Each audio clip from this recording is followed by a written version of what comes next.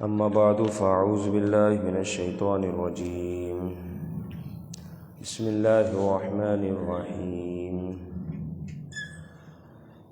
للذين يؤلون من نسائهم تربص 4 أشهر فإن فاءوا فإن الله غفور رحيم وإن عزموا الطلاق فإن الله سميع عليم. صدق الله العظيم. مولاي صل وسلم دائما أبدا على حبيبك خير الخلق كلهم. بلغ العلا بكماله كشف الدجى بجماله حسن جميع خصاله صلوا عليه وآله. فإن فضل رسول الله ليس له حد فيعرب عنه ناطق بفمي. اللہ جل جلالہ کے حمد و ثنا سرکار فخر کائنات خاتم النبیین صلی اللہ تعالیٰ علیہ وسلم کی بارگاہ میں درود و سلام کا نذرانہ پیش کرنے کے بعد الحمدللہ ہر اتوار بعد نماز ظہر درس قرآن کی اس مقدس بابرکت محفل کا سلسلہ جاری ہے. اللہ تعالی ہم سب کو اس عمل پر استقامت نصیب فرمائے. قرآن مجید کے نور سے ہم سب کے قلب کو منور فرمائے. سورۃ البقرہ دوسرا پارہ آیت نمبر 226 اور 227. قرآن مجید میں میرا رب ارشاد فرماتا ہے للذین یؤلون من نسائہم، ان لوگوں کے لیے جو ایلا کرتے ہیں اپنی عورتوں سے. تربص 4 اشہر، روکے رہنا ہے 4 مہینے. فَإِنْ فَاءُوا، پس اگر وہ رجوع کر لے، لوٹ جائے، پھر جائے، فَإِنَّ اللَّهَ غَفُورٌ رَحِيمٌ، تو بے شک اللہ تعالیٰ بخشنے والا رحم فرمانے والا ہے. وَإِنْ عَزَمُوا الطَّلَاقَ، اور اگر وہ عزم کر لے، پکا ارادہ کر لے طلاق کا، فَإِنَّ اللَّهَ سَمِيعٌ عَلِيمٌ، تو بے شک اللہ تعالیٰ سننے والا اور جاننے والا ہے. اس آیت مبارکہ میں ایلا کا حکم بیان ہوا اور پیچھے 3 قسموں کا اشارتاً ذکر ہوا تھا، قسم لغو، قسم غموس اور قسم منعقدہ. پھر اس کے تفصیلی احکام آپ کے سامنے ذکر کیے گئے تھے. یہاں سے چوتھی قسم کے حوالے سے بات ہو رہی ہے، اور یہ قسم پچھلی 3 قسموں سے بہت زیادہ سخت ہے، کیونکہ پیچھے جو قسموں کا ذکر ہوا لغو اور غموس. لغو تو یہ تھی کہ اس میں نہ کفارہ نہ گناہ، غموس تو یہ تھی جس میں کفارہ نہیں ہے البتہ گناہ گار ہوگا، جبکہ منعقدہ یہ ہے کہ توڑنے پر کفارہ اور گناہ اور نہ توڑنے پر کچھ نہیں. لیکن یہ قسم ایلا اتنی سخت قسم ہے کہ اس کی دونوں طرفیں نقصان سے بھری ہوئی ہے. یعنی اگر قسم توڑتا ہے تو اس وقت میں کفارہ ادا کرنا پڑے گا، اگر نہیں توڑتا تو بیوی کو طلاق ہو جائے. دونوں صورتیں نقصان والی. تو اس کا الگ سے ذکر کیا کہ یہ قسم کوئی عام قسم نہیں بلکہ بہت سخت قسم ہے. ہوتا یوں تھا زمانے جاہلیت میں عورتوں سے مال طلب کیا جاتا. اب عورتیں جو ہے وہ مال کہاں سے لاتی؟ جب وہ مال کا انکار کرتی تو پھر اسے شوہر کہتا قسم کھاتے ہوئے کہ میں تجھ سے 3 سال 2 سال 6 سال کے لیے دور ہوا. اب وہ عورتیں بیچاری بے بس ہو جاتی. اب نان نفقہ، کھانا پینا، رہن سہن، سب چیزوں میں انہیں بڑی تکلیف پہنچتی، بہت تکلیف ہوتی. اور پھر نہ وہ اپنے آپ کو نکاح والی سمجھتی، نہ وہ اپنے آپ کو گھر والی سمجھتی. کیا کرے وہ؟ نہ شوہر والی ہوئی، نہ بیوہ ہوئی، نہ مطلقہ ہوئی. اس قسم کے اس کے ساتھ معاملات ہو جاتے. تو اسلام نے عورتوں پر کتنے احسانات کیے ہیں، عورتوں کو کیسی زندگی عطا فرمائی ہے. یہ اسلام ہی کی شان ہے، کتنا پاکیزہ مذہب ہے. فرمایا تم نے یہ کیا حرکت شروع کر دی؟ یہ تو زمانے جاہلیت میں ہوتا تھا، لیکن اسلام کا جب حسن نمودار ہو گیا اب کسی کی یہ ہمت نہیں کہ اتنی بڑی کوئی قسم کھائے. اگر کوئی کھا بھی لیتا ہے نا اس قسم کا اعتبار ہی نہیں. فرمایا کہاں تک اعتبار ہے؟ فرمایا تربص 4 اشہر، زیادہ سے زیادہ 4 مہینے بس. کھاؤ اس سے اوپر ہی قسم، تمہاری قسم کا کوئی اعتبار نہیں. کس وجہ سے؟ اگر تم نے 1 سال 2 سال کی قسم کھا بھی لی نا تو 4 مہینے بس گزرنے بس. اب 4 مہینے گزرنے کے بعد عورت کے اوپر طلاق بائنہ پڑ جائے گی. اب تم پھر خود رہو گے کہ عورت چلے گی. صرف 4 مہینے، بھلے تم نے 2 سال 6 سال 10 سال کی قسم کھا لی، لیکن 4 مہینے ہوتے ہی عورت اس مرد کے نکاح سے نکل گئی. بس کتنا بڑا احسان ہے اسلام کا ان عورتوں پر. کچھ فاحش طبیعت کی عورتیں، کچھ عجیب و غریب حرکتیں کرنے والی عورتیں، نہ جانے کیا کیا بکتی رہتی ہے کہ اسلام نے پردہ نہیں، اسلام نے یہ ہم پر پابندی، اسلام نے کتنی آپ کو زندگیاں بخشی، عزت کتنی دی. آپ یہ دیکھیں کہ پہلے تو اس طرح ہوتا تھا. یہ تو شکر گزار ہو جاؤ اسلام کے کہ تمہیں اللہ رب العزت نے اسلام عطا فرمایا، اس کی یہ نعمت بھی عطا فرما دی، ورنہ شوہر تم سے بھی دور ہوتے اور تم نہ نکاح والی کہلاتی، نہ مطلقہ کہلاتی، نہ گھر والی ہوتی، نہ باہر والی، کیا ہوتا کچھ نہ. آگے نکاح بھی کسی سے نہیں ہو سکتا. تو اسلام کا تو حسن تھا یہ کہ تمہارے شوہر اگر 4 مہینے سے پلس جتنے دن کی قسم کھا لے، 4 مہینے تک انتظار ہے، بس اس کے بعد انتظار نہیں، اس کے بعد ڈائریکٹ طلاق بائنہ. اور یہی نہیں کہ طلاق بائنہ کے لیے، طلاق کے لیے شوہر کو لفظ طلاق بھی کہنا ہوگا، نہیں، فرمایا بس 4 مہینے گزرنے کی دیر ہے. قسم کھائی تھی نا 4 مہینے کی یا اس سے زیادہ کی، 4 مہینے جیسے گزریں گے بس طلاق بائنہ پڑ جائے گی. اب شوہر کی بھی حاجت نہیں کہ وہ خاص طور پہ طلاق کے الفاظ کہے، نہیں. تو یہ اسلام نے تو ان عورتوں کو عزت دی. اسلام کا تو حسن ہے کہ عورت کو کیسی زندگی عطا فرمائے. زمانے جاہلیت میں کیا کیا ہوتا تھا، خاوند مر جائے، اب عورت کے لیے حکم تھا کہ وہ نکاح کسی سے بھی آگے کر ہی نہیں سکتی. لیکن اسلام نے بتایا کہ خاوند مر جائے، عدت مکمل کی جائے. 4 ماہ 10 دن کی عدت مکمل ہوئی، عدت وفات، اس کے بعد وہ عورت آزاد ہے، جس سے چاہے نکاح کرے. لیکن زمانے جاہلیت میں ایسا نہ تھا. اس کے علاوہ ان عورتوں کو زندہ جلا دیا کرتا تھا. اسلام نے ان کی حفاظت کی. عورتیں سارے احسان بھول گئی، جو عجیب و غریب خرافات ذہن رکھنے والی عورتیں، یہ اسلام کے ان پہ سارے احسانات ہیں. اس کے علاوہ لڑکیوں کو باپ کی میراث ملتی ہی نہیں تھی، لیکن اسلام نے حکم دیا کہ جس طرح لڑکے کی وراثت بنتی ہے میراث کی صورت میں، وراثت کی صورت میں، اسی طریقے سے بیائی نہیں لڑکیوں کو بھی وراثت دی جائے گی. یہ اسلام کا احسان ہے ان لڑکیوں پر. اسی طرح جانوروں کو تو 1-1 2-2 ماہ میں ذبح کر دیا جاتا تھا، ان پہ بھی ظلم ہوتا تھا. اسلام نے اس سے منع فرمایا، ایسا نہ کیا جائے، ہر ایک مدت عمر ہے. اسی طریقے سے وہ کیا کرتے تھے، جانور کے ایک اس کو آج کاٹ دیتے. اب جانور کی کیا حالت ہوتی ہوگی، پھر جانور تکلیف میں زندہ ہے، پھر کچھ دن کے بعد 10-15-20 دن دوسرے اس کو کاٹتے تھے. اتنا ظلم ہوتا تھا. اسلام اور شریعت نے ان تمام چیزوں کو ناجائز قرار دیا. یہ نہ کیا جائے. ذبح کرنا ہے تو صحیح طرح ذبح کیا جائے. یہ اس کاٹ کے استعمال کرنا، جانور کو اس کے حال پہ چھوڑ دینا، الیاذ باللہ. اسی طریقے سے غریب جو آدمی تھا، وہ جو بیچارہ ہوتا تو وہ کیا کرتا، اپنے بچوں کو غربت کی وجہ سے ہلاک کر دیتا، تمام بچوں کو. شریعت نے انہیں محفوظ کیا کہ یہ کام درست نہیں، اس طریقے سے نہ کیا جائے. اسی طریقے سے بچیاں پیدا ہوتی تو انہیں زندہ درگور کر دیا جاتا، دفن کر دیا جاتا. شریعت اسلام نے حرام قرار دیا. کیا کرتے ہو، اپنے بچے کو مارتے ہو. جانور بھی اپنے بچوں کو مارنا پسند نہیں کرتا. تو ان سب چیزوں سے اگر دیکھا جائے تحفظ ہی تحفظ ہے. ان تمام چیزوں کو اگر دیکھا جائے، نوٹ کیا جائے، تو یہ تو اسلام نے ان عورتوں کو تحفظ دیا ہے. اسلام نے کہاں کہاں تک ان عورتوں کو حسن عطا فرمایا ہے، کہاں کہاں تک ان کی زندگیوں کی حفاظت کی ہے. کیونکہ اگر یوں دیکھا جائے کہ پہلے اندھیرا چھایا ہوا تھا، آپ علیہ الصلاۃ والسلام کی ذات نے آ کے ان تمام اندھیروں کو روشنی سے تبدیل فرما دیا. اسلام آیا، ان تمام ظلمت، ان تمام اندھیروں کو مٹا دیا.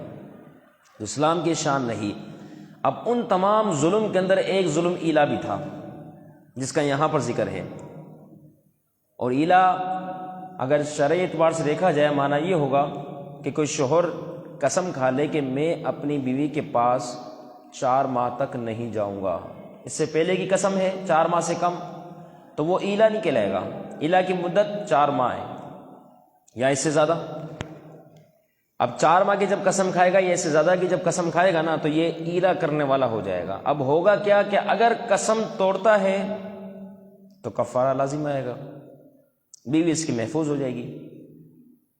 اور اگر قسم نہیں توڑتا، 4 مہینے گزر جاتے ہیں، تو گزرنے کے ساتھ ہی اس کی عورت کو طلاق بائن ہو جائے گی، اس کے نکاح سے عورت نکل گئی.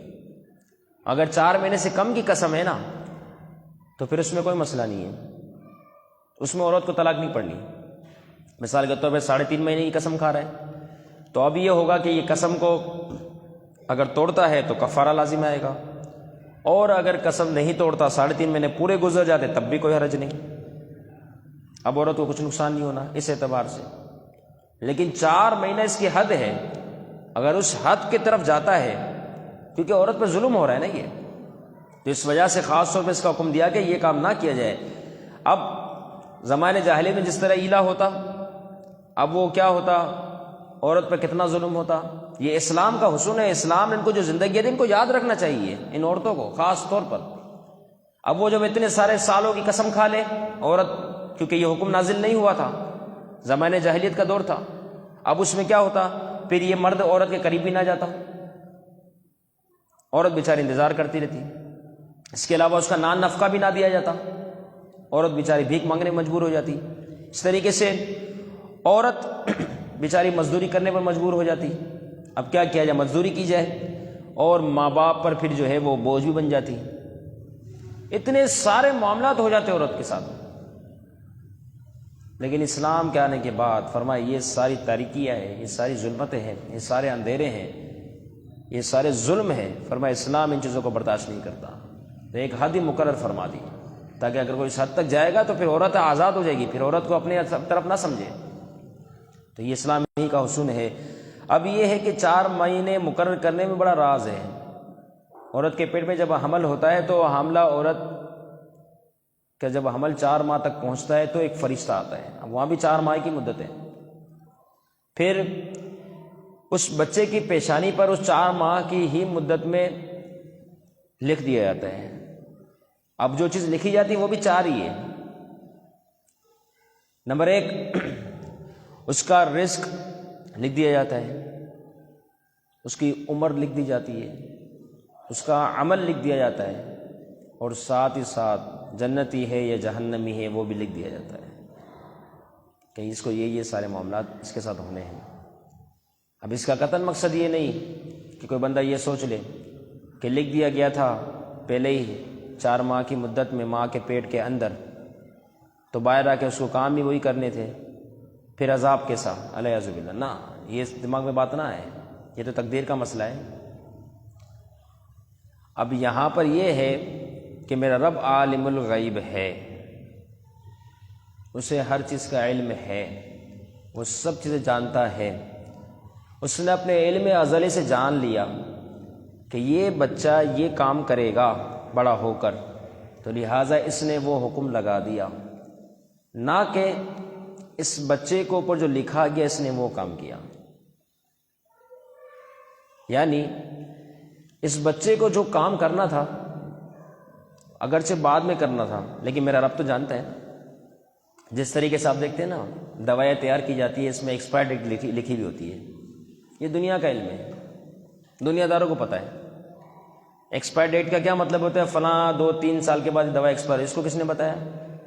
تجربہ۔ تو جب اس کے پاس اتنا بڑا علم ہو سکتا ہے، جو ہم پیسے سے خریدتے ہیں، مدت گزرنے کے بعد اس کو پھینکنا پسند کرتے ہیں، کس وجہ سے؟ کہاں سے ہے اس کے پاس علم؟ تو یہ تو دنیاوی علم ہے۔ جب اس پہ اتنی طاقت ہے کہ ہم پیسے سے خریدی ہوئی چیز ایکسپائر ڈیٹ دیکھ کر ایکسپائر ہے یہ پھینک سکتے ہیں کہ مدت پوری ہو گئی، تو پھر میرے رب کا علم، اس کی کیا شان؟ وہ تو عالم الغیب ہے، غیبوں کا جاننے والا وہی ہے۔ تو لہٰذا وہ اس چیز کو تحریر فرما دیتا ہے فرشتوں کے ذریعے، جو میرا رب خود جانتا ہے کہ بڑا ہو کر اس کو یہ سارے کام کرنے ہیں، تو اسے وہ تحریر فرماتا ہے، نہ کہ کوئی یہ سوچے کہ میرے اوپر جو تحریر لکھی گئی مجھے تو وہی بننا ہے، ایسا نہیں ہے۔ اب اس اعتبار سے اگر دیکھا جائے تو ہماری کتنی بڑی خوش نصیبی ہوئی کہ ہمارے حصے میں مسجد کے اندر وقت گزارنا لکھا گیا، ہمارے حصے میں جماعت کے ساتھ نماز پڑھنا لکھا گیا، ہمارے حصے میں وعظ و نصیحت، درس قرآن، دیگر سارے معاملات لکھے گئے، تو کتنی بڑی خوش نصیبی ہے رب تعالیٰ کے کرم و فضل سے۔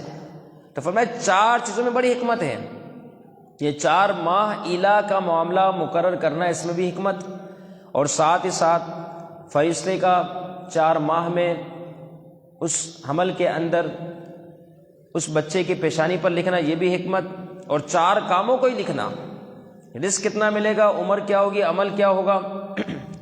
تو یہ ساری چیزیں جو ہے اگر لکھنے کا معاملہ ہے، اور پھر چوتھی بات جنتی ہونا یا جہنمی ہونا، یہ سارا لکھا جا رہا ہے۔ تو فرمایا اس میں سارے راز ہیں، سارے معاملات ایسے ہی ہیں۔ اب اگر دیکھا جائے تو میں فائن فاؤ، پس اگر وہ رجوع کرے، یعنی ایلا جو اس نے کیا تھا 4 ماہ کی جو قسم کھائی تھی، اگر اس قسم کو یہ توڑ دیتا ہے، رجوع کر لیتا ہے، تو کیا ہوگا؟ قسم کا کفارہ۔ اب وہ قسم کا کفارہ لازم ہوگا اس پر، 10 مسکینوں کو کھانا کھلائے صبح شام، یا پھر 10 مسکینوں کو کپڑا پہنائے، یا پھر 3 روزے رکھے تواتر لگاتار، یہ کفارہ ادا کرنا ہوگا۔ ورنہ 4 مہینے ہوتے ہی، کیونکہ اس نے بیوی سے جدا ہونے کی، دور ہونے کی 4 مہینے کی قسم تھی، 4 مہینے پورے ہوں گے طلاق بائن واقع ہو جائے گی۔ اب یہ اسلام کا احسان ہے یا نہیں؟ کتنا بڑا احسان ہے کہ اسلام نے جو ہے ان عورتوں پہ کتنا بڑا احسان کیا، انہیں کتنی بہترین اور شاندار قسم کی زندگی عطا کی۔ اور یہی نہیں، صحابہ کرام رضوان اللہ تعالیٰ علیہم اجمعین کے زمانے سے سلسلہ چلتا رہا۔ یہ بھی نہیں کہ کوئی مسجد میں آ کے فل ٹائم بیٹھا رہے، کوئی گوشہ نشین ہو جائے، کوئی پہاڑوں میں بیٹھ کے عبادت مشغول ہو جائے، پیچھے اہل و عیال کو چھوڑ دے۔ اسلام تو اس کو بھی پسند نہیں کرتا۔ فرمایا نہیں، یہ کام درست نہیں، جس کا جو حق ہے اس کو پورا پورا حق دیا جائے۔ حدیث مبارکہ میں حضرت سلمان فارسی رضی اللہ تعالیٰ عنہ سیدنا ابو درداء رضی اللہ تعالیٰ عنہ کے گھر تشریف لے گئے۔ ام درداء رضی اللہ تعالیٰ عنہا کی حالت کو دیکھا، خستہ حالت ہے۔ فرمایا یہ کیا تم نے اپنی حالت بنائی؟ ام درداء رضی اللہ تعالیٰ عنہ کہتی ہے آپ کے بھائی، اب یہ کون سے بھائی تھے؟ ابو درداء اور حضرت سلمان فارسی رضی اللہ تعالیٰ عنہما، انہیں محبوب علیہ الصلوۃ والسلام نے دونوں کو بھائی مقرر فرمایا تھا کہ یہ دونوں بھائی ہیں۔ سلمان فارسی رضی اللہ تعالیٰ شان ہی کتنی اعلیٰ ہے۔ مہاجر کہتا تھا میرا بھائی ہے، انصار کہتا تھا یہ میرا بھائی ہے، ان کی شان ہی اتنی اعلیٰ ہے۔ یہی وہ ہنسی جس نے غزوہ خندق کے موقع پر خندق کھودنے کا مشورہ دیا سب سے پہلے، حضرت سلمان فارسی رضی اللہ تعالیٰ عنہ۔ اب کیا ہوا؟ ان دونوں کو جو ہے، اب ام درداء رضی اللہ تعالیٰ عنہ نے جب بتایا کہ تمہارے بھائی ابو درداء جو ہے وہ تو ایسے ہیں کہ انہیں دنیا سے کوئی رغبت ہی نہیں ہے، صرف عبادت بس، دنیا میں ہے لیکن دنیا سے کوئی رغبت نہیں۔ سلمان فارسی رضی اللہ تعالیٰ عنہ نے جب اس بات کو سنا فرمایا اچھا آنے دو۔ اب وہ تشریف لائے، اب حضور نے انہیں بھائی مقرر کیا تھا۔ جیسے وہ تشریف لائے نا تو کھانا پیش کیا۔ حضرت سلمان فارسی رضی اللہ تعالیٰ عنہ فرمانے لگے حضور آپ بھی میرے ساتھ کھائیے۔ کس سے؟ ابو درداء رضی اللہ تعالیٰ عنہ سے۔ تو وہ کہنے لگے میرا تو روزہ ہے۔ فرمایا اچھا آپ کا روزہ ہے، ٹھیک ہے پھر میں بھی نہیں کھاتا، آپ جب تک نہیں کھائیں گے میں بھی نہیں کھاؤں گا۔ اب کیا کیا جائے؟ وہ حضور نے بھائی مقرر فرمایا، اور اگر روزہ جان بوجھ کے توڑا جائے اس کا کفارہ ہے، ٹھیک ہے ابھی کیا کفارہ ادا ہوگا۔ کھانا شروع کر دیا۔ رات کا موقع ہوا، سلمان فارسی رضی اللہ تعالیٰ عنہ نے فرمایا ابو درداء آرام کر لو، اب مہمان ہے، بھائی حضور نے مقرر کیا ہے، بات تو ہر حال میں ماننی، مہمان ہے نا، مہمان کی بات تو مانی جائے گی، وہ بھی جو جائز بات ہو۔ چلے ٹھیک ہے سو جاتا ہوں۔ سو گئے۔ پھر رات کے آخری حصے میں اٹھے، بیدار ہوئے، ان کو اٹھایا حضرت سلمان فارسی رضی اللہ تعالیٰ عنہ کو، پھر کچھ واعظ و نصیحت کی، پھر نماز پڑھنے مشغول ہو گئے۔ اب یہ سلسلہ چلتا رہا نا، تو اس کے بعد پھر حضرت سلمان فارسی رضی اللہ تعالیٰ عنہ نے بڑے شاندار جملے ارشاد فرمایا ہے۔ فرمایا فَإِنَّ لِرَبِّكَ عَلَيْكَ حَقًّا وَلِنَفْسِكَ عَلَيْكَ حَقًّا وَلِأَهْلِكَ عَلَيْكَ حَقًّا فَآتِ كُلَّ ذِي حَقٍّ حَقَّهُ۔ کیا مطلب؟ فرمایا تجھ پر تیرے رب کا بھی حق ہے، لِرَبِّكَ عَلَيْكَ حَقًّا، اور تجھ پر تیرے اپنے نفس کا بھی حق ہے، اور تجھ پر تیری اپنی بیوی کا بھی حق ہے، اور تجھ پر ہر اس چیز کا حق ہے جس کا حق ادا کرنے کا ہمیں حکم دیا جا رہا ہے۔ یہ 4 باتیں گنوائی۔ ابو درداء رضی اللہ تعالیٰ عنہ نے ان 4 باتوں کو سنا، بات سمجھ گئے۔ اگلے روز حضور کی بارگاہ میں حاضر ہو گئے کہ سلمان نے تو اسی طریقے سے بات کہی ہے۔ حضور علیہ الصلوۃ والسلام نے فرمایا میرے سلمان نے جو کہا سچ کہا۔ حضور نے میں تصدیق کی مہر لگا دی۔ اب 4 باتیں ہوئی نا، یہ فائنلی ربی کا علیہ کا حق، تجھ پر تیرے رب کا حق ہے، یعنی جو رب نے تجھ پر لازم کیا اس کو ادا کر۔ ولی نفسی کا علیہ کا حق، تجھ پر تیرے اپنی جان کا بھی حق ہے۔ ایسا نہ ہو اپنے آپ کو بالکل خستہ حال کر دے، چھوڑ دے اپنے حال کو، نہیں، فرمایا تجھ پر یہ بھی حق ہے، تجھے تیری جان عطا کی ہے نا، یہ رب کی طرف سے امانت ہے، تجھے دی گئی ہے، جسم کے سارے اعضاء امانت ہے، بندہ اپنے ہاتھ سے اس کو ضائع نہیں کر سکتا، تلف نہیں کر سکتا، تو فرمایا یہ تجھ پہ ساری امانتیں ہیں، اس کا خیال رکھ۔ اور آگے فرمایا والی اہلی کا علیہ کا حق، تجھ پر تیری بیوی کے بھی حقوق ہے، اس کو ایسے ہی نہ چھوڑ دے کہ میں تو بڑا عابد ہوں، عبادت گزار ہوں، نہیں، فرمایا جہاں عبادت کا تعلق ہے وہ عبادت، جہاں بیوی کے حقوق ہے اس کو بھی ادا کر۔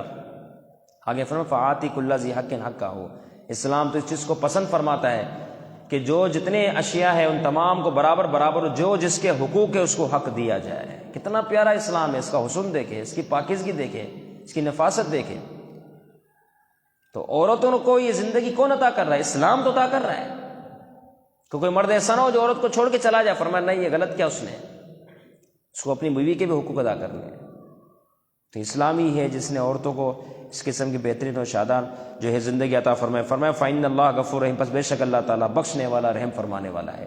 کہ اگر کوئی الہ کی قسم کھا لیتا ہے، یعنی 4 ماہ کی قسم کھا لیتا ہے کہ میں بیوی کے قریب نہیں جاؤں گا، تو اگر وہ قسم توڑنا چاہ رہا ہے تو توڑ دے، بعد میں کفارہ ادا کرے. غفور رحیم، اللہ تعالیٰ بخشنے والا مہربان ہے، لیکن کفارہ ادا کرنا ہوگا. کفارے کے بغیر جان نہیں چھٹے گی. آگے طلاق کے مسائل آ رہے. اللہ رب العزت قرآن مجید کے نور سے ہمارے قلب کو منور فرمائے. جن احباب نے شرکت کی مناسب کی حاضری قبول فرمائے، اور دین کے معاملات ہم تمام کو اچھے طریقے سے سیکھنے کی توفیق عطا فرمائے. وما علینا الا البلاغ.